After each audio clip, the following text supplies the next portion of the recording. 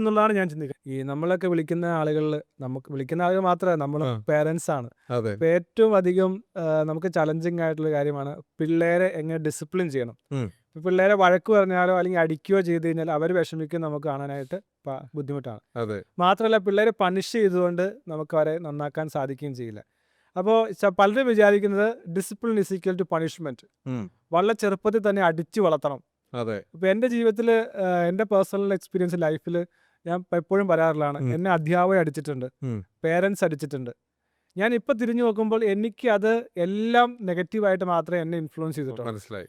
എന്നെ എന്തോ ഒരു കുറ്റക്കാരനായിട്ട് കാണുന്നതായിട്ട് ഞാൻ മനസ്സിലാക്കിയിട്ടുള്ളൂ. അതെ. അപ്പം പിന്നീട് ഞാൻ ഒരു അധ്യാപകനായപ്പോൾ, ഒരു പിതാവായപ്പോൾ എൻ്റെ കുഞ്ഞിനെ ഒരിക്കലും അടിക്കണ്ട എന്നും ഉം, എൻ്റെ സ്റ്റുഡൻസിനെ ഒരിക്കലും നെഗറ്റീവായി നിരുത്സാഹപ്പെടുത്തണ്ട അല്ലെങ്കിൽ വഴക്ക് പറയണ്ട എന്നുള്ള ഡിസിഷനിലേക്ക് വന്നയാളാണ് ഞാൻ. മനസ്സിലായി. കാരണം ഒരിക്കലും എന്തിനാണ് കുട്ടികളെ അല്ലെങ്കിൽ നമ്മുടെ കുഞ്ഞുങ്ങളെ പണിഷ് ചെയ്യുന്നത് എന്ന് അവർക്ക് മനസ്സിലാക്കാൻ കഴിയാത്തിടത്തോളം കാലം അങ്ങനെ പണിഷ്മെന്റിലേക്ക് പോയിട്ട് കാര്യമില്ല. ഉം, ഉം, അപ്പോൾ പലരും പറയുന്ന കാര്യമാണ്, ഇവന് എന്തൊരു ശല്യമാണ്, അതെ. ഇവനെ കൊണ്ട് ഭയങ്കര പ്രശ്നമാണ്, ഉം, എന്ത് പറയാനും അനുസരിക്കണില്ല. അപ്പോൾ മനുവും രണ്ട് പെൺകുട്ടികളുടെ പെൺകുട്ടികളാണ്. പിതാവാണ്. അതെ. എനിക്കും എൻ്റെ മോളും വളരെ അഗ്രസീവായിട്ട് രീതിയിൽ ഗെയിം കളിക്കുക, ഓടുക, ഇങ്ങനെയെല്ലാം ചെയ്യുന്ന ആളാണ്. ഒരു മിനിറ്റ് പോലും അവർക്ക് തന്നെ ഇരിക്കാൻ കഴിയില്ലാത്ത ആളാണ്. അപ്പോൾ ഉം, പേരൻസ് പറയും അത് ചെയ്യില്ല ഇത് ചെയ്യില്ലെന്ന് പറയും. പക്ഷെ ഞാൻ ഓക്കെ നീ പോ, അവിടെ അപ്പുറം പോ, ഇവിടെ പോ, കളിക്കാൻ മല കയറാൻ പോകും, ഞാനും കൂടെ പോകും. പക്ഷെ എന്നാലും അനുസരണം എന്നുള്ള കാര്യത്തിലാണ് ഏറ്റവും കൂടുതൽ ഉം, ഉം, ബുദ്ധിമുട്ട്. അപ്പോൾ ഞാൻ എപ്പോഴും പറഞ്ഞ് പഠിപ്പിക്കുന്നത് ഇംഗ്ലീഷിലും മലയാളത്തിലും പഠിപ്പിക്കുന്ന കാര്യമാണ്, obedience is better than sacrifice. ഉം, അനുസരണമാണ് യാഗത്തേക്കാൾ നല്ലത്. ഉം, എന്ന് വെച്ച് പ്രായമാകുമ്പോൾ നമ്മൾ പറയുന്ന മണ്ടത്തരങ്ങളൊന്നും അവർ അനുസരിക്കണം എന്നുള്ളതല്ല. അതെ. പക്ഷെ ഇതൊരു വളരെ ചലഞ്ചിങ് ആണ്. ഉം, അപ്പോൾ ഇതിൻ്റെ പ്രധാനപ്പെട്ട കാരണം ഈ പേരൻറ്റിങ് കറക്റ്റ് ആയില്ലെങ്കിൽ, ഉം, ഈ പേരൻസ് കൊടുക്കുന്ന സ്ക്രിപ്റ്റ് അല്ലെങ്കിൽ അതെ. ഫീൽഡ്സ് കറക്റ്റ് ആയില്ലെങ്കിൽ എൻ്റെ ഡെസ്റ്റിനി തന്നെ മാറിപ്പോവും. തെറ്റായി മാറിപ്പോകും. അതെ, അതെ. അപ്പോൾ അങ്ങനെ നമ്മൾ എങ്ങനെയായിരിക്കും? അപ്പോൾ എന്നോട് പല രീതിയിൽ പല ഉപദേശങ്ങൾ പറയാറ്. ഇപ്പോൾ എഫക്റ്റീവ് പേരൻറ്റിങ്ങിനെ കുറിച്ചൊക്കെ ധാരാളം പുസ്തകങ്ങളൊക്കെ ഉണ്ട്, ഉം, ഉം, ധാരാളം യൂട്യൂബ് വീഡിയോകൾ സോഷ്യൽ മീഡിയയിലൊക്കെ നമുക്ക് കാണാൻ സാധിക്കാറുണ്ട്. അതെ. പക്ഷേ ഈ ഒരു മേഖലയിൽ നമ്മുടെ ആളുകൾക്ക്, ഉം, കാരണം ഈ അടുത്ത കാലത്ത് ഒരു പുള്ളി ഒരു ഇപ്പോൾ കേസ് കൊടുത്ത കാര്യം നമ്മൾ വായിച്ചു, ശ്രദ്ധിച്ചോന്നറിയില്ല. ആ, എന്നെ ജന്മം നൽകിയ പേരൻസ് എൻ്റെ അനുവാദം കൂടാതെ എനിക്ക് ജന്മം നൽകിയതുകൊണ്ട് അവരെ ശിക്ഷിക്കണം. അത് ശരിക്കും പറഞ്ഞ കഫർനാം എന്ന് പറഞ്ഞൊരു ഫേമസ് മൂവിയുണ്ട്. ആ മൂവിയിൽ സംഭവിക്കുന്നത് ഒരു കുട്ടി കേസ് കൊടുക്കുകയാണ്. ആ കുട്ടിക്ക് ജന്മം നൽകിയ പേരൻസിനെതിരെ കേസ് കൊടുക്കുകയാണ്. കാരണം ഒരു കുട്ടിക്ക് ജന്മം നൽകുക എന്ന് പറയുന്നത് ഒരു വലിയ റെസ്പോൺസിബിലിറ്റിയാണ്. അപ്പോൾ ആ പേരൻസ് ഒരു ഉത്തരവാദിത്വ ബോധവുമില്ലാതെ കുട്ടികൾക്ക് ജന്മം നൽകുകയും ആ കുട്ടികൾക്ക് വേണ്ട ഒന്നും കൊടുക്കാതെ അവരെ തെരുവിലേക്ക് വലിച്ചെറിയുകയും ചെയ്യുന്ന ഒരു സിറ്റുവേഷനാണ്. അപ്പോൾ അത് വളരെ വേൾഡ് ഫേമസ് ആയിട്ടുള്ളൊരു മൂവിയാണ് കഫർന. അപ്പോൾ ഒരു പേരൻറ്റിങ് എന്നുള്ള ഉത്തരവാദിത്തം എടുക്കുന്ന ആളുകൾ അത് അത്രയും ഗൗരവമുള്ള ഒരു കാര്യമാണെന്നുള്ള തിരിച്ചറിവ് നമുക്ക് വേണം. കാരണം നമുക്ക് എല്ലാത്തിനും ട്രെയിനിങ് കിട്ടാറുണ്ട്. പക്ഷേ എങ്ങനെ നല്ല ഒരു ഒരു നമ്മുടെ ജീവിതത്തിലെ ഏറ്റവും വലിയ ഒരു റെസ്പോൺസിബിലിറ്റിയാണ് നമ്മളിലൂടെ ഒരു വ്യക്തി വരികയും ആ വ്യക്തിയെ നമ്മൾ ലോകത്തിന് നൽകുകയും ചെയ്യുന്നത്. അത് എങ്ങനെ ചെയ്യണമെന്നുള്ളത് നമ്മളെ ആരും പഠിപ്പിക്കുന്നില്ല. അത് നമ്മൾ ട്രയൽ ആൻഡ് എറർ വഴിയാണ് പഠിക്കുന്നത്. പക്ഷേ ഞാൻ എപ്പോഴും വിശ്വസിക്കുന്നൊരു കാര്യം, നമുക്ക് കുട്ടികൾക്ക് ഡിസിപ്ലിൻ കൊടുക്കണം. പക്ഷേ അത് ഒരിക്കലും പണിഷ്മെൻറ്റിലൂടെയല്ല. നമുക്ക് അവർക്ക് കൊടുക്കാൻ പറ്റുന്ന ഏറ്റവും വലിയ ഡിസിപ്ലിൻ എന്ന് പറയുന്നത് മോഡലിംഗ്. നമ്മുടെ ജീവിതമായിരിക്കണം അവരുടെ മോഡൽ. എൻ്റെ ജീവിതമാണ് എൻ്റെ എൻ്റെ സന്ദേശം. ഗാന്ധിജി പറഞ്ഞത്. അപ്പോൾ അത് നമ്മുടെ റോഡ്ലെസ് ട്രാവലിനകത്ത് അദ്ദേഹം പറഞ്ഞിരിക്കുന്നതാണ്, Scott Peck. Kids don't do what we say, kids do what we do. അത് വളരെ പ്രധാനപ്പെട്ട കാര്യമാണ്. കാരണം പലപ്പോഴും നമ്മൾ എത്ര പറഞ്ഞാലും കുട്ടികൾ സബ്കോൺഷ്യസ്ലി നമ്മൾ ചെയ്യുന്ന ചെറിയ കാര്യങ്ങൾ ഒബ്സർവ് ചെയ്യും. ഉദാഹരണത്തിന് പല പേരൻസും കംപ്ലൈന്റ് ചെയ്യാറുണ്ട്, ഇവൻ പുസ്തകം വായിക്കുന്നില്ല. ആ വീട്ടിലെ അച്ഛനും അമ്മയും പുസ്തകം വായിക്കുന്നത് കാണുന്നില്ല. മൊബൈൽ ഫോൺ ഉപയോഗിക്കില്ല. മൊബൈൽ ഫോൺ ഉപയോഗിക്കുന്നുണ്ട്. നമ്മൾ എപ്പോഴും മൊബൈൽ ഫോൺ ഉപയോഗിക്കുന്നത്. അപ്പോൾ അവിടെ നമുക്ക് കുട്ടികൾക്ക് കാണുന്ന ആ ഒരു ഐറണി അവരുടെ ജീവിതത്തിൽ ഒരുപാട് സംശയങ്ങളുണ്ടാക്കും. പേരൻസ് പറയുന്നതൊന്ന് ചെയ്യുന്നതൊന്ന്. അപ്പോൾ ഈ പറഞ്ഞ മഹാത്മാഗാന്ധി പറയുന്ന പോലെ ഏറ്റവും വലിയ ഇൻറ്റഗ്രിറ്റി എന്ന് പറയുന്നത് നമ്മൾ പറയുന്നതും നമ്മൾ ചെയ്യുന്നതും നമ്മൾ ചിന്തിക്കുന്നതും തമ്മിലുള്ള ആ ഒരു കൊഹറൻസാണ്. ഇത് തമ്മിലുള്ള സമാനതയാണ്. അപ്പം നമ്മൾ കുട്ടികളോട് പറയുന്നതും നമ്മൾ ചെയ്യുന്നതും ഒന്ന് തന്നെ ആകുന്നതാണ് ആ കുട്ടിക്ക് കൊടുക്കാൻ പറ്റുന്ന ഏറ്റവും വലിയ ഡിസിപ്ലിൻ. എനിക്ക് ഏറ്റവും കൂടുതൽ ഇത് എന്നെ പലപ്പോഴും വേദനിപ്പിക്കുകയും ഒപ്പം ചിന്തിപ്പിക്കുകയും ചെയ്യുന്ന കാര്യം എന്താണെന്ന് വെച്ച് കഴിഞ്ഞാൽ, എന്നെ വിളിക്കുന്നതിൽ ഒരു നല്ല ശതമാനം ആളുകൾക്കും അവരുടെ ബാല്യകാലം വളരെയധികം ട്രൊമാറ്റിക് എക്സ്പീരിയൻസിലൂടെ കടന്നുപോയ ആളുകളാണ്. ഉം, ഉം. അപ്പോൾ നമുക്ക് ബീയിങ് എ പേരൻറ്റ് അല്ലെങ്കിൽ ബീയിങ് എ ഹ്യൂമൻ ബീയിങ് നമുക്ക് ചെയ്യാൻ കഴിയുന്ന ഏറ്റവും വലിയ നന്മ എന്ന് പറയുന്നത് ഒരു കുഞ്ഞിൻ്റെ ഏറ്റവും കുറഞ്ഞത് ഒരു 10 വയസ്സ് വരെയുള്ള കാലഘട്ടങ്ങളിലെങ്കിലും അവർക്കൊരു നാച്ചുറൽ ചൈൽഡായിട്ട് അല്ലെങ്കിൽ ജോയ്ഫുൾ ചൈൽഡായിട്ട് ജീവിക്കാൻ ഒരു സാഹചര്യം കൊടുക്കുവാൻ സാധിക്കുക അത് എന്നുള്ള നിതിസാരത്തിൽ അതൊരു പറയുന്നുണ്ട്. വലിയ ഒരു നന്മ നമുക്ക് ചെയ്യാം. ഒരു ശ്ലോകമുണ്ട് പേരന്റിങ്ങിനെ കുറിച്ച് തന്നെ. രാജവൽ പഞ്ചവർഷാണി ദശവർഷാണി ദാസവൽ പ്രാപ്തേ ഷോഡശ വർഷേതു പുത്രം മിത്രവതാചരയിൽ എന്ന് പറഞ്ഞാൽ ഒരു കുട്ടി ജനിച്ച് ആദ്യത്തെ 5 വർഷം അവനെ രാജാവിനെ പോലെ വളർത്തണം. അതെ. എന്ന് പറഞ്ഞാൽ ഫുൾ ഫ്രീഡം കൊടുത്ത് വളർത്തണം. പിന്നെ ദശവർഷാണി ദാസവൽ അടുത്ത 10 വർഷം അവനെ ഡിസിപ്ലിൻഡ് ആക്കി വളർത്തണം. അവൻ്റെ പ്രായപൂർത്തിയായി കഴിഞ്ഞാൽ അവനെ സുഹൃത്തിനെ പോലെ കരുതണം എന്നുള്ളതാണ്. അപ്പോൾ അതിനകത്ത് ആദ്യത്തെ 5 വർഷം അവന് വിങ്സ് കൊടുക്കുകയാണ്, പെർമിഷൻസ് കൊടുക്കുകയാണ്. പിന്നത്തെ 10 വർഷം അവന് റൂട്ട്സ് കൊടുക്കുകയാണ്, മൂല്യങ്ങൾ കൊടുക്കുകയാണ്. പിന്നെ അവന് കൊടുത്ത ആ വിങ്സിൻ്റെയും ആ ചിറകുകളുടെയും ആ മൂല്യങ്ങളുടെയും ആ വേരുകളുടെയും ധൈര്യത്തിൽ അവനെ സ്വതന്ത്രമാക്കി വിടുക എന്നുള്ളതാണ്. ശിവ നഷ്ടപ്പെടുന്നൊരു കാര്യമുണ്ട്. ഡിസിപ്ലിൻ സ്റ്റേജിൽ പല പേരൻസും ചിന്തിക്കുന്നത് പലപ്പോഴും പറയുന്നത് ഇങ്ങനെയാണ്, ആ എനിക്ക് സാധിച്ചില്ല എൻ്റെ കാലഘട്ടങ്ങളിൽ, ആ അതുകൊണ്ട് എനിക്ക് സാധിക്കാത്തതെല്ലാം എൻ്റെ മക്കളിലൂടെ സാധിക്കണം. പക്ഷേ അവർ ഓർക്കേണ്ട ഒരു കാര്യം, ലോകത്തിലെ ഏറ്റവും ധനികരായിട്ടുള്ള ആളുകൾ അവരുടെ മക്കളെ വളരെ ഡിസിപ്ലിനോട് കൂടി പണമില്ലാതെ വളരെ കഷ്ടപ്പെടുത്തിയാണ് വളർത്തുന്നത്. ഹെൻറി ഫോർഡ് അദ്ദേഹത്തിൻ്റെ മക്കളെ ഷൂ പോളിഷ് ചെയ്യാനായിട്ട് തെരുവോരങ്ങളിൽ നിർത്തുന്നത് കണ്ട് അദ്ദേഹത്തിൻ്റെ അടുത്ത സുഹൃത്തുക്കൾ ചോദിച്ചു, നിങ്ങൾ എന്തിനാണ് ഇത് ചെയ്യുന്നതെന്ന്. അപ്പോൾ പറഞ്ഞു, എൻ്റെ ചെറുപ്പകാലത്ത് ഞാൻ പഠിച്ചതും വളർന്നതും ഒക്കെ ആ ഒരു സാഹചര്യത്തിലായതുകൊണ്ടാണ് എനിക്കിന്ന് ലോകത്തിലെ ഏറ്റവും മികച്ച ഏറ്റവും പണക്കാരനായ ഒരാളാകാൻ സാധിച്ചത്. എൻ്റെ മക്കളും അതേപോലെ തന്നെ പണക്കാരാവണം, നന്നാവണമെന്ന് എനിക്ക് ആഗ്രഹമുണ്ട്. അപ്പോൾ ഞാൻ അവർക്ക് ഈ പറഞ്ഞ സ്ട്രഗിൾസ് കൊടുക്കാതിരിക്കുന്നതാണ് അവരോട് ചെയ്യുന്ന ഏറ്റവും വലിയ അനീതി. നമ്മൾ നമ്മുടെ മക്കളെ സംരക്ഷിക്കുന്നതിലൂടെ അവർക്ക് ഈ പറഞ്ഞ ഒരു കുട്ടി ആ ഒരു ചിത്രശലഭത്തിൻ്റെ ഒരു പ്യൂപ്പ കണ്ട് അതെ. അത് ശ്രദ്ധിച്ചിരിക്കുകയായിരുന്നു. അപ്പോൾ ആ ചിത്രശലഭം അതിൽ നിന്ന് പുറത്തു വരാനായിട്ട് ഒരുപാട് കഷ്ടപ്പെടുന്നത് കണ്ടു. അത് കണ്ട് പാവം തോന്നിയ കുട്ടി ആ പ്യൂപ്പ പൊട്ടിച്ചു കളഞ്ഞു. അതെ. പൊട്ടിച്ചു കളഞ്ഞപ്പോൾ അതിൽ നിന്ന് പുറത്തു വന്ന വളരെ വികൃതമായ ഒരു പ്രാണിയാണ്. അത് നിമിഷങ്ങൾക്കുള്ളിൽ ചത്തുപോയി. അപ്പോഴാണ് ആ ടീച്ചർ ആ കുട്ടിക്ക് പറഞ്ഞു കൊടുത്തത്, അതിൽ നിന്ന് പുറത്തു കിടക്കാനുള്ള ആ ശ്രമങ്ങളിലാണ് ആ ചിത്രശലഭത്തിന് വളരെ നല്ല ഭംഗിയുള്ള ചിറകുകൾ വരുന്നത്. അപ്പം നമ്മുടെ കുട്ടികൾക്ക് ചെറുപ്പകാലത്തിൽ കഷ്ടപ്പാടുകളും ബുദ്ധിമുട്ടുകളും ഒരുക്കി കൊടുക്കുന്നതാണ് അവരുടെ വളർച്ചയ്ക്ക് നമുക്ക് ചെയ്യാൻ പറ്റുന്ന ഏറ്റവും വലിയ കാര്യം. അവരെ കഷ്ടപ്പെടാതെ ഒന്നും അറിയിക്കാതെ വളർത്തുന്നതാണ് അവരെ നശിപ്പിക്കാനായിട്ട് നമുക്ക് ചെയ്യാൻ പറ്റുന്ന ഏറ്റവും എളുപ്പമുള്ളൊരു കാര്യം. ഇന്ന് നാം സ്ട്രഗിൾസ് കൊടുക്കുന്നുണ്ട്. അതെ. സ്ട്രഗിൾസ് എന്ന് വെച്ച് ഞാൻ ആദ്യം പറഞ്ഞ ആംഗിൾ എന്ന് പറഞ്ഞു കഴിഞ്ഞാൽ, എൻ്റെ ബാല്യകാലഘട്ടം എൻ്റെ പ്രായത്തിൽ എനിക്ക് എഞ്ചിനീയർ ആകണമെന്ന് ആഗ്രഹമുണ്ടായിരുന്നു, ഉം. വലിയ വീട് വേണമെന്ന് ആഗ്രഹമുണ്ടായിരുന്നു, പണം വേണമെന്ന് ആഗ്രഹമുണ്ടായിരുന്നു. അതൊന്നും എനിക്ക് സാധിച്ചില്ല. അതെ. അന്നേരം എൻ്റെ കുട്ടിക്ക് അത് സാധിക്കട്ടെ എന്ന് പറഞ്ഞ് ട്യൂഷന് വിടുക, അല്ലെങ്കിൽ കുറേ കോച്ചിങ്ങിന് വിടുക, എപ്പോഴും പഠിക്കുക എന്ന് പറയുക. അവർക്ക് താങ്ങാൻ പറ്റാത്ത രീതിയിലുള്ള ലോഡുകൾ അവരെ ചുമപ്പിക്കുന്ന അതെ. കുറേയധികം മാതാപിതാക്കളുണ്ട്. അവിടെയും ഒരു പേരൻറ്റിങ്ങിൻ്റെ ഒരു പിന്നെ തെറ്റായ അറിവ് ഓർക്കേണ്ട ഉണ്ടാകുന്നുണ്ട്. എപ്പോഴും ഒരു കാര്യം, ഈ ട്രാൻസാക്ഷൻ അനാലിസിസ് പറയുന്നൊരു കോൺസെപ്റ്റാണ്, we are the victims of the victims. എന്ന് പറഞ്ഞാൽ നമ്മുടെ പേരൻസ് അവരുടെ പേരൻറ്റിങ്ങിൻ്റെ വിക്ടിമായിരുന്നു.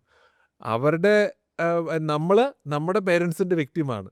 നമ്മുടെ മക്കൾ നമ്മുടെ പേരൻറ്റിങ്ങിൻ്റെ വിക്ടിം ആവാതിരിക്കണമെങ്കിൽ നമ്മുടെ പേരൻസ് നമുക്ക് തന്ന എന്നാൽ ആവശ്യമില്ലാത്ത കാര്യങ്ങൾ നമ്മുടെ മക്കൾക്ക് കൊടുക്കാതിരിക്കുക എന്നുള്ളതാണ്. ഈ ബസൽ വാൻ ഹോക്ക് തൻ്റെ പുസ്തകത്തിൽ ഇങ്ങനെ പറയുന്നുണ്ട്, ആ. ഈ മദ്യപാനികളായ മാതാപിതാക്കൾ ഉണ്ടായിരുന്നവർ മദ്യപാനികളായിട്ടുള്ള ഭർത്താക്കന്മാരെ ലഭിക്കുന്നു, ആ. അല്ലെങ്കിൽ വീട്ടിൽ ഡൊമസ്റ്റിക് വയലൻസ് ഉണ്ടായിരുന്ന കുട്ടികൾ, ആ. അവർക്ക് ലഭിക്കുന്ന പാർട്ട്ണർ ഡൊമസ്റ്റിക് വയലൻസ് ഉള്ളവരാണ്. കാരണം നമ്മൾ അറിയാതെ തന്നെ ചൂസ് ചെയ്യുന്നതാണ്.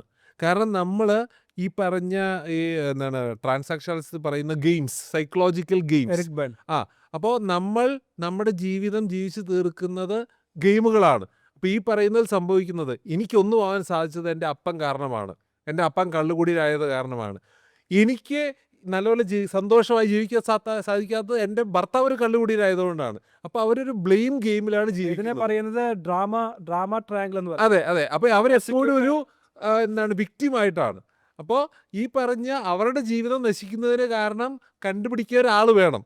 അത് കുറേ നാൾ അച്ഛനുണ്ടായിരുന്നു. അച്ഛൻ മാറിയപ്പോൾ അച്ഛന് പകരമായിട്ട് അതേ ക്യാരക്ടറിസ്റ്റിക് ഉള്ള ഒരാളെ നമ്മൾ അറിയാതെ തന്നെ നമ്മൾ കണ്ടുപിടിക്കുന്നു. അപ്പോൾ ഇങ്ങനെയുള്ള വിഷ്യസ് സർക്കിളിൽ പെടാതെ നമുക്ക് നമ്മുടെ പേരൻസ് തന്ന ഒരുപാട് മെസ്സേജസ്, ആവശ്യമില്ലാത്ത ഒരുപാട് മെസ്സേജസ്, അത് അതേപടി നമ്മുടെ മക്കൾക്ക് കൊടുക്കാതിരിക്കുക. പക്ഷെ പലപ്പോഴും നമ്മുടെ വേസ്റ്റ് നമ്മളിൽ നിന്ന് കൊണ്ടുവരാൻ സാധിക്കുന്നത് നമ്മുടെ മക്കൾക്കാണ്. അതെ. ആ അതാണ് ഈ വിക്ടിം റോൾ പറഞ്ഞല്ലോ. ആ. വിക്ടിം റോൾ പോലെ തന്നെയാണ് പ്രോസിക്യൂട്ടർ റോളുമുണ്ട്, റെസ്ക്യൂ റോളുമുണ്ട്. അതെ അതെ ഇപ്പൊ വിക്ടിം റോളിൽ എനിക്കിത് മാത്രം പറ്റുന്നു, എനിക്ക് സംഭവിക്കുന്നു, എനിക്ക് ദുരിതം പേറാനുള്ള ആളാണ്, അപ്പൊ എല്ലാ ദുരിതവും പോരട്ടെ എന്ന് പറഞ്ഞാൽ മേടിച്ചു പോകും. അതെ ഇനി റെസ്ക്യൂർ ആയിട്ട് ആളുകൾ വേറൊരാളെ കഷ്ടപ്പാട് പെടുന്നത് കാണുമ്പോൾ അയാൾ രക്ഷിക്കാൻ ചെല്ലും. അതെ അപ്പോൾ അയാളുടെ കഷ്ടപ്പാട് കൂടി എനിക്ക് അല്ല, കിട്ടില്ല. അതാ ഈ ഡ്രാമ ട്രയാങ്കിളുടെ പ്രത്യേകത അതാണ്.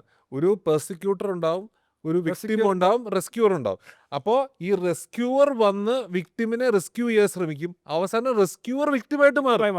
അപ്പോൾ ഇത് നമ്മുടെ ഡെറ്റർ റോള് എന്ന് പറഞ്ഞാൽ നമ്മൾ എപ്പോഴും ഒരുപാട് പേര് കളിക്കുന്ന ഗെയിമാണ് ഈ ഡെറ്റർ റോൾ എന്ന് പറഞ്ഞു കഴിഞ്ഞാൽ മറ്റുള്ളവരെ സഹായിച്ച് അവസാനം നമ്മൾ കിടക്കാറുണ്ടാവും. പക്ഷെ എന്നാലും വീണ്ടും ആരെങ്കിലും വന്ന് ചോദിച്ചാൽ ഒരു ബാലേട്ടൻ എന്ന് ഉള്ളൊരു ഒരു എന്താണ് റോൾ എന്ന് വേണമെങ്കിൽ പറയാം. അപ്പം ഇതെല്ലാം അതുകൊണ്ട് തന്നെയാണ് ഈ പലപ്പോഴും റിലേഷൻഷിപ്പിലൊക്കെ ഉൾപ്പെടെ ഒരു പ്രാവശ്യം റിലേഷൻഷിപ്പിലേക്ക് പോയി അത് പൊളിഞ്ഞു, വീണ്ടും റിലേഷൻഷിപ്പിലേക്ക് പോയി അതും പൊളിഞ്ഞു. കാരണം എന്താണെന്ന് വെച്ച് കഴിഞ്ഞാൽ നമ്മൾ സെയിം ആയിട്ട് ആളുകളെ അട്രാക്ട് ചെയ്യാണ്. അതെ അതെ നമ്മുടെ ലൈഫിലെ സ്ക്രിപ്റ്റ് ഇപ്പം ഇതെല്ലാം പറയാൻ കാരണം ബെറിക് ബേൺ തന്നെ പറഞ്ഞു, അല്ലെങ്കിൽ സിഗ്മണ്ട് ഫ്രോയിഡ് ഉൾപ്പെടെ പറഞ്ഞത് ചെറുപ്പത്തിൽ നമുക്കുണ്ടാകുന്ന പേരന്റിങ് എക്സ്പീരിയൻസ് ആണ്. ഇപ്പോൾ ഇതിനകത്ത് അറ്റാച്ച്മെന്റ് സ്റ്റൈൽ ഉണ്ടല്ലോ, അതെ അതെ secure attachment style, avoidant attachment style, അതെ അതുപോലെ തന്നെ ഇമോഷണൽ ആങ്ഷ്യസ് അറ്റാച്ച്മെന്റ് സ്റ്റൈൽ, അതെ ഇതെല്ലാം ഉണ്ടാകുന്നത് how our parents responded to us. അതെ നമുക്കൊരു വിഷമം വന്നു, അവർ ഇഗ്നോർ ചെയ്യുകയാണോ ചെയ്തത്? അതെ അതെയോ നമുക്കൊരു വിഷമം വന്നപ്പോൾ അവർ നമ്മൾ കംഫോർട്ട് ചെയ്യുകയാണോ ചെയ്തത്? അതെ അപ്പോൾ എനിക്ക് തുടരെ കംഫോർട്ട് കിട്ടാതിരുന്ന ആളാണെങ്കിൽ ഞാൻ വിചാരിക്കും കംഫോർട്ട് എന്ന് പറയുന്നത് എനിക്ക് ലഭിക്കാൻ സാധ്യതയുള്ള ഒന്നല്ല. മനസ്സിലായി. ചില അല്ല, സമയത്ത് ഇത് ഈ പറഞ്ഞ ഉദാഹരണം തന്നെ ഇപ്പോൾ വളരെ ചെറുപ്പത്തിൽ നമ്മുടെ എന്താണ് അമ്മ ഉപേക്ഷിച്ചു പോയൊരു വ്യക്തി, ആ വ്യക്തി അയാളുടെ റിലേഷൻഷിപ്സിൽ എപ്പോഴും ഒരു ട്രസ്റ്റ് ഇഷ്യൂ കാണും. എന്നെ വിട്ടു പോവും എന്ന് അയാൾക്ക് തോന്നും. അപ്പൊ എന്ത് ചെയ്യും? അവര് വിട്ടു പോകുന്നതിന് മുമ്പ് തന്നെ ഇയാൾ അവരെ ഉപേക്ഷിക്കും. Avoidant attach. അപ്പോൾ ഇത് ഒരു റിപ്പീറ്റഡ് ആയിട്ട് തന്നെ സംഭവിക്കും. പക്ഷെ അയാളെ തിരിച്ചറിയാതെ പോകുന്നത് അയാളുടെ അമ്മ അയാളെ ഉപേക്ഷിച്ചു പോയി എന്നുള്ള ആ ഒരു വേദന പിന്നീട് അനുഭവിക്കാനുള്ള ധൈര്യമില്ലാത്തത് കൊണ്ടാണ് ഒരു ലേഡി അയാളെ ഉപേക്ഷിച്ച് പോകുന്നതിന് മുമ്പ് തന്നെ അയാൾ ഉപേക്ഷിക്കുന്നത്. അപ്പോൾ ഇതൊരു ഭയങ്കര ഒരു ഞാൻ എൻ്റെ എക്സ്പീരിയൻസിൽ വളരെ ഫ്രീക്വൻ്റ് ആയിട്ട് കാണുന്നൊരു കാര്യമാണ് ഫീലിംഗ് ഓഫ് അബാൻഡൻമെന്റ്. പല റിലേഷൻഷിപ്പും സ്പോയിലാകാനുള്ള കാരണം ചെറുപ്പത്തിൽ ഈ ഒരു ഫീലിംഗ് ഉണ്ടായിട്ടുണ്ട്. ഒന്നെങ്കിൽ പിതാവോ മാതാവോ ഉപേക്ഷിച്ചിട്ട് പോയിട്ടുണ്ടാകാം, അല്ലെങ്കിൽ ഫസ്റ്റ് റിലേഷൻഷിപ്പിലെ ആൾ ഉപേക്ഷിച്ച് പോയിട്ടുണ്ടാകാം, അല്ലെങ്കിൽ ബാല്യകാലഘട്ടങ്ങളിൽ വേണ്ട കെയർ ലഭിച്ചിട്ടുണ്ടായിരുന്നില്ല. അപ്പോൾ അന്ന് they felt like not safe or secure. അപ്പോൾ അതുകൊണ്ട് അവരെ ഉപേക്ഷിക്കപ്പെടാൻ സാധ്യതയുണ്ട് എന്ന് കണ്ടുകൊണ്ട് ഈവൻ നമ്മുടെ പാർട്ട്ണർ സ്നേഹമുള്ള ആളാണെങ്കിലും കരുതുന്ന ആളാണെങ്കിലും we are always constantly validating, checking.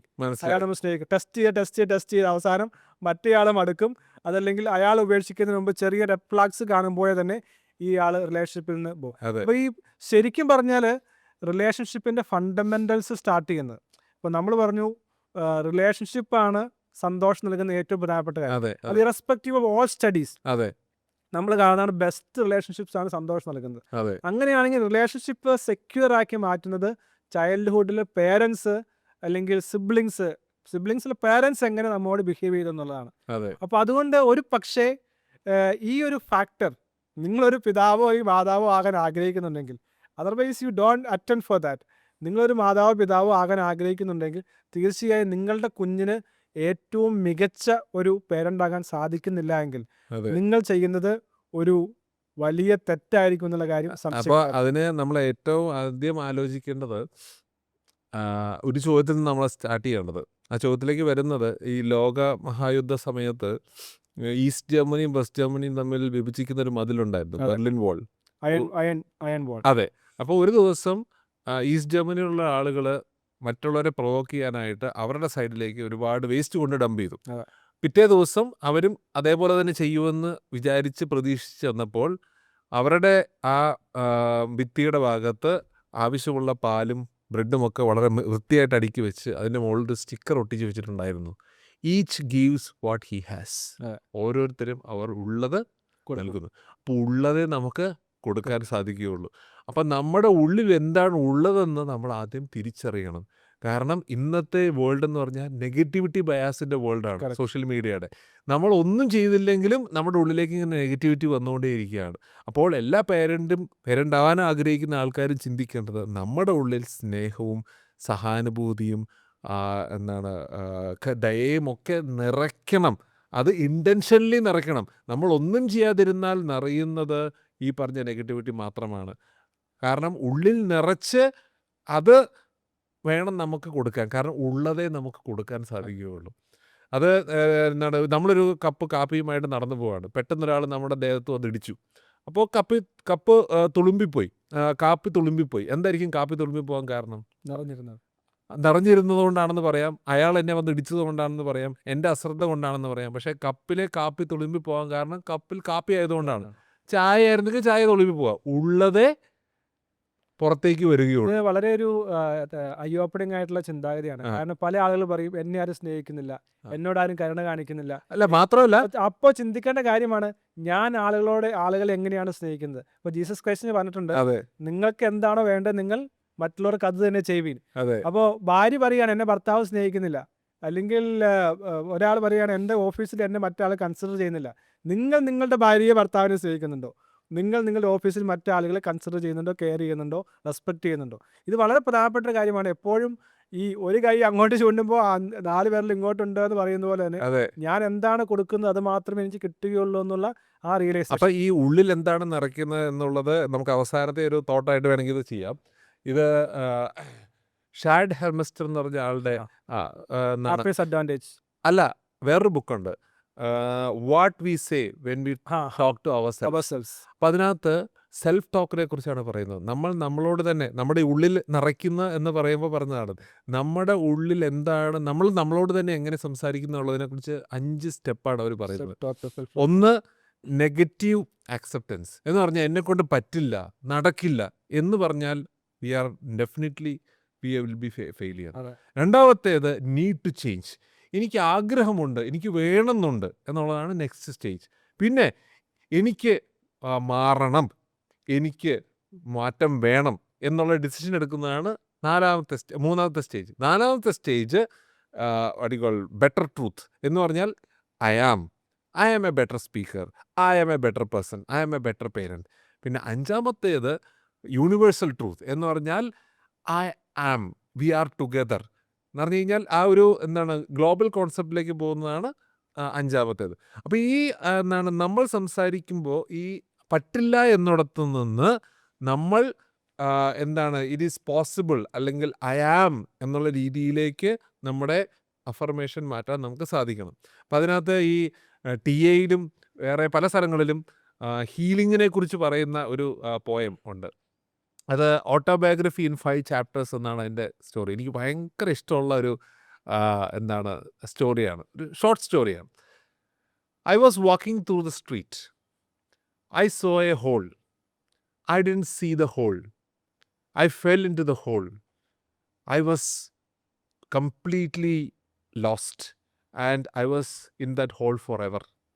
ഇതാണ് chapter 1. Chapter 2, I was walking through the street, I saw the hole, I pretend I didn't see, I fell into the hole and I struggled a lot to get out of that hole. Chapter 2. Chapter 3, I walked through the street, I saw the hole, but I still fell into the hole and I immediately get out of the hole. Chapter 4, I walked through the street, I saw the hole, I walked over the hole. And chapter 5, I walked through a different street. Yeah.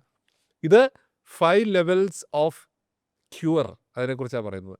ആദ്യം സംഭവിക്കുന്നത് നമ്മൾ അറിയാതെ, നമുക്കെന്താ സംഭവിക്കുന്നത് നമ്മൾ അറിയുന്നില്ല. വീണ്ടും വീണ്ടും ഈ പറഞ്ഞ സ്ക്രിപ്റ്റും ഗെയിമും ഒക്കെ നമ്മൾ കളിച്ചുകൊണ്ടേയിരിക്കുന്നു. പക്ഷേ നെക്സ്റ്റ് സ്റ്റെപ്പ് അവെയർനെസ് ആണ്. നമ്മൾ എന്താണ് സംഭവിക്കുന്നത് നമ്മൾ അറിയുന്നു, പക്ഷേ ചിലപ്പോൾ നമ്മൾക്ക് അതിൽ നിന്ന് ഒന്നും ചെയ്യാൻ പറ്റില്ല, ഹെൽപ്ലെസ് ആണ്. അതിൻ്റെ അടുത്ത സ്റ്റേജാണ് നമ്മൾ അറിയുന്നു, നമ്മൾ അവെയറാണ്, നമ്മൾ അതിലേക്ക് വീണു, പക്ഷേ പെട്ടെന്ന് അതിൽ നിന്ന് നമ്മൾ റിക്കവർ ചെയ്യുന്നു.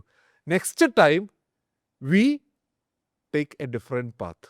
നമ്മളത് കംപ്ലീറ്റ് ആയിട്ട് നമുക്ക് അവോയ്ഡ് ചെയ്യാനായിട്ട് സാധിക്കും. അപ്പോൾ തീർച്ചയായിട്ടും നമ്മൾ ഇതുപോലെ എഫേർട്ട് എടുത്തു കഴിഞ്ഞാൽ we can fill ourselves with positivity and at the end നമുക്ക് ഏറ്റവും മികച്ചത് നമ്മുടെ മക്കൾക്ക് നമുക്ക് കൊടുക്കാൻ സാധിക്കും. അതാണ് സ്ക്രിപ്റ്റ് അനാലിസിസിൽ എറിക് ബൺ പറയുന്നത്. അത് അതെ അതെ അതെ അതെ നമ്മുടെ സ്ക്രിപ്റ്റിനെ നാം മനസ്സിലാക്കി, പലരും വിചാരിക്കുന്നത് എൻ്റെ ലൈഫിൻ്റെ സ്ക്രിപ്റ്റ് റെഡിയാക്കി കഴിഞ്ഞിരിക്കുന്നു, അതെ എനിക്കിത് സംഭവിക്കുന്നു. ചില ആൾക്കാർ പറയാൻ എനിക്ക് വീണ്ടും വീണ്ടും കടം വരുവാണ്, ആ എനിക്ക് വീണ്ടും വീണ്ടും റിലേഷൻഷിപ്പ് പ്രശ്നമാവുകയാണ്, എനിക്ക് വീണ്ടും വീണ്ടും രോഗം വരുവാണ്, എനിക്ക് വീണ്ടും വീണ്ടും പരാജയം വരികയാണ്. കാരണം they are playing the same script, they are playing the same ഈ ഗെയിം. TA ഒരു മലയാളത്തിൽ വളരെ ഹിറ്റായിട്ടുള്ളൊരു ബുക്കുണ്ട്. അതിൻ്റെ ടൈറ്റിൽ ഇതാണ്, തലയിലെഴുത്ത് തിരുത്താം. തിരുത്താം. സെബാസ്റ്റ്യൻ എന്ന് പറഞ്ഞ ഒരു എനിക്ക് പരിചയമുള്ളൊരു സാർ എഴുതിയ ബുക്കാണ്. തലയിലെഴുത്ത് തിരുത്താൻ സാധിക്കും. അതിന് നമുക്ക് വേണ്ടത് ആദ്യം തിരിച്ചറിവും, പിന്നെ ആ തിരിച്ചറിവ് നിന്ന് നമ്മൾ ഊർജ്ജം ഉൾക്കൊണ്ട് അതിലേക്ക് വേണ്ട കാൽവെപ്പുകളുമാണ്. അങ്ങനെ ജീവിതത്തിൽ വലിയൊരു മാറ്റം ഉണ്ടാക്കാൻ ഈ ചർച്ച നമുക്ക് ഇനിയും അതെ സാധിക്കട്ടെ. തീർച്ചയായിട്ടും. അപ്പോൾ താങ്ക് യു വെരി മച്ച്. അപ്പോൾ ഏതായാലും ഇങ്ങനെയൊരു ഈ ഒരു ഇനീഷ്യേറ്റീവിലൂടെ ഒരുപാട് ലക്ഷം ആളുകൾക്ക് സാന്ത്വനവും ആശ്വാസവുമായി അവർക്ക് വേണ്ട അവരുടെ അനുദിന ജീവിതത്തിൽ വേണ്ട ഒരുപാട് ഉപദേശങ്ങളും ഒരുപാട് സന്ദേശങ്ങളും നൽകി അവരിലേക്ക് ഒരു മാറ്റം കൊണ്ടുവരാനുള്ള ഈ ഒരു എഫേർട്ട്, അതിന് ഒരു ബിഗ് സല്യൂട്ട്. തീർച്ചയായിട്ടും താങ്കളുടെ ഈ ജൈത്യയാത്ര പൂർവാധികം ശക്തിയോട് തന്നെ മുന്നോട്ട് പോകട്ടെ എന്ന് ആശംസിക്കുന്നു. എൻ്റെ എല്ലാവിധ ആശംസകളും ഞാൻ നേരുന്നു. നമ്മുടെ ഈ പോഡ്കാസ്റ്റിൻ്റെ മെയിൻ ലക്ഷ്യം എന്താണെന്ന് വെച്ച് കഴിഞ്ഞാൽ, എന്നെ വിളിക്കുന്ന, എന്നോട് സംസാരിക്കുന്ന ആളുകളിൽ ഏറ്റവും അധികം കണ്ടുവരുന്ന പ്രശ്നം മനസ്സിന് ശക്തിയില്ല എന്നുള്ളതാണ്. എൻ്റെ ജീവിതത്തിലൂടെ കടന്നുപോയ മേഖലകളിലും ഞാൻ മനസ്സിലാക്കിയത് വൈകാരിക ശക്തിയും മാനസിക ശക്തിയുമാണ് ഒരു മനുഷ്യൻ്റെ ജീവിതത്തിൽ ഉടനീളം ആർജിക്കേണ്ട ഏറ്റവും വലിയ കാര്യമെന്നുള്ളതാണ്. അതുകൊണ്ട് 1 മില്യൺ ആളുകളുടെ ജീവിതത്തിൽ മനഃശക്തി കൊടുക്കുക എന്നുള്ള വലിയൊരു മിഷനാണ് ഞാൻ ഏറ്റെടുത്തിരിക്കുന്നത്. അത് വീഡിയോയിലൂടെ, ഇപ്പോൾ ഞാൻ എഴുതുന്നൊരു പുസ്തകമാണ് മനഃശക്തി, മറ്റൊന്നാണ് വൈകാരിക ഇൻ്റലിജൻസ്, ഇമോഷൻ ഇൻ്റലിജൻസ്. 3 പുസ്തകങ്ങൾ ഞാൻ ഈ വർഷം എഴുതുന്നുണ്ട്. ഇതെല്ലാം ലക്ഷ്യമിടുന്നത് മനസ്സ് തളർന്നു പോകരുത്. നിങ്ങൾക്ക് പണമില്ലായിരിക്കാം, ആരോഗ്യമില്ലായിരിക്കാം, ബന്ധങ്ങളില്ലായിരിക്കാം, നിങ്ങൾക്ക് ഗോഡ് ഫാദേഴ്സ് ഇല്ലായിരിക്കാം, പക്ഷെ നിങ്ങൾക്ക് നല്ലൊരു മനസ്സുണ്ടെങ്കിൽ, ശക്തമായ മനസ്സുണ്ടെങ്കിൽ നിങ്ങൾക്ക് ഏത് പ്രശ്നങ്ങളെയും മറികടക്കുവാൻ സാധിക്കും. അപ്പോൾ ആ വലിയ മിഷനിൽ പാർട്ടിസിപ്പേറ്റ് ചെയ്ത മനുവിനെ തീർച്ചയായിട്ടും നല്ല ഭാവങ്ങൾ നേരുന്നു. Let us meet again. Thank you very much.